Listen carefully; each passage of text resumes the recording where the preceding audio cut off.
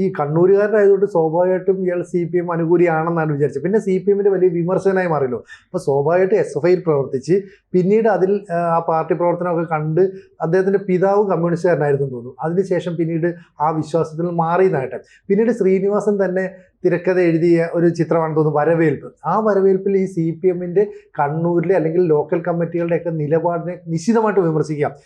വിദേശത്ത് പോയിട്ട് പണം കൊണ്ടുവരുന്ന ഒരാളെ എങ്ങനെയാണ് ഒരു രാഷ്ട്രീയ പാർട്ടി അല്ലെ ട്രേഡ് യൂണിയൻ ചതിക്കുന്നത്. അപ്പോഴൊക്കെ നമ്മൾ വിചാരിക്കുന്ന CPMകാരനായ SFIക്കാരനായ ഒരാളായിരുന്നു, പിന്നീട് മാറിയെന്നാണ്. പക്ഷേ ഇപ്പോൾ ABVPക്കാരനാണ് എന്നുള്ളത് ഒരു പക്ഷേ ഇന്നത്തെ ABVPക്കാർക്കോ BJPക്കാർക്കോ പോലും അറിയില്ലായിരിക്കും അല്ലേ? അത് ആ കോളേജിൽ അന്ന് പഠിച്ചിരുന്ന ആളുകൾക്കൊക്കെ ഇതേപ്പറ്റി നല്ല ധാരണ ഉണ്ടാവുമല്ലോ. കാരണം അപ്പോ ശ്രീനിവാസൻ ഡിഗ്രിക്ക് പഠിക്കുന്നു, ഈ എഴുതിയ ഡിഗ്രിക്ക് പഠിക്കുന്നു എന്നാണ് പറഞ്ഞിരിക്കുന്നത്.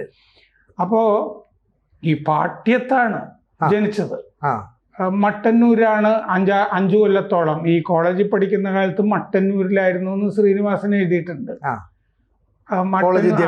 അത് തന്നെ. ആ സമയത്ത് അമ്മയുടെ വീട് മട്ടന്നൂര് ആണെന്നാണ് എൻ്റെ ഓർമ്മ എഴുതിയതായിട്ട്.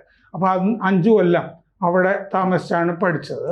പാട്യത്താണ് ജനിച്ചതെങ്കിലും പാട്യം എന്നൊക്കെ പറഞ്ഞാൽ പാട്യം ഗോപാലിന്റെ ഒക്കെ അല്ലേ നാടല്ലേ, നമ്മുടെ പിണറായി വിജയന്റെ ഒക്കെ. അപ്പൊ കമ്മ്യൂണിസ്റ്റ് കോട്ടയാണെന്ന് വേണേൽ പറയാം. കമ്മ്യൂണിസ്റ്റ് കോട്ടയിൽ തന്നെ ജനിച്ചിട്ടുള്ള ഒരാളാണ്. പക്ഷെ ആ കമ്മ്യൂണിസ്റ്റ് കോട്ടയായ കണ്ണൂരില് ധാരാളം BJPക്കാരും അല്ലേ പ്രവർത്തിച്ചിട്ടുണ്ട്. അതെ, സദാനന്ദൻ മാസ്റ്റർ, ജയകൃഷ്ണൻ മാസ്റ്റർ എന്നൊക്കെ പറഞ്ഞിട്ട് ധാരാളം ആളുകൾ വന്നിട്ടുള്ള സ്ഥലമാണ് കണ്ണൂര്. നമ്മുടെ BJPയുടെ പ്രസിഡന്റ് ആയിരുന്ന പത്മനാഭൻ, ധാരാളം ആളുകൾ നമ്മൾ ഓർക്കുകയാണെങ്കിൽ ഒരുപാട് പേരുകൾ അവിടെ നിന്ന് പറയാനും ഒക്കെ ഉണ്ട്.